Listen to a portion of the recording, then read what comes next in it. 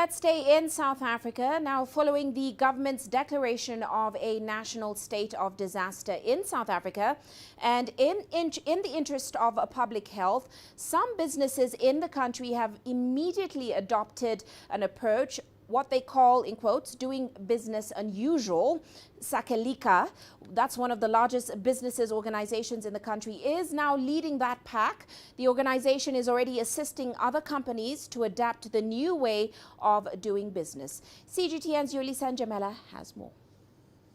The outbreak of the coronavirus has effectively disrupted many industries, and so it has become imperative that businesses adapt and change the way they usually conduct their business. Sakeliga is one of the largest business organizations here in South Africa. It has more than 12,000 members. The organization's CEO, Pete Leroux, has taken it upon himself to help other businesses. He has hosted a complimentary COVID-19 webinar. What we cannot afford is to have business harmed in the long run. So it has to be business unusual.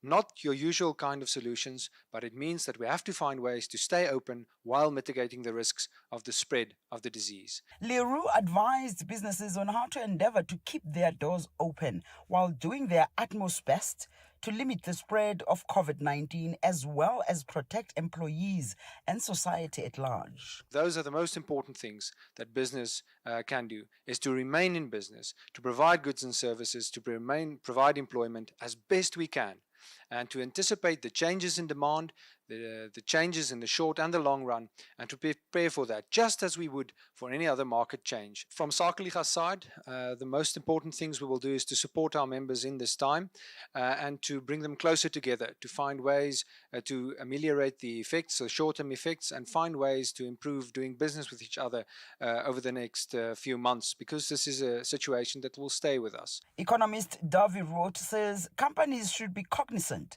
of the fact that when the coronavirus hit, South Africa's economy was already in the doldrums. South African economy was experiencing a crisis before the virus. The South African economy was in a recession, and for the whole of the year I expected, before the virus, economic growth in the region of 0.5% or less. Remember also that there's a growth ceiling in South Africa. We just do not have enough electricity.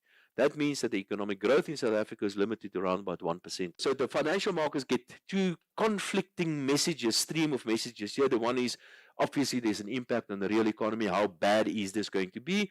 And the good news is, obviously, the authorities are putting some measures in place.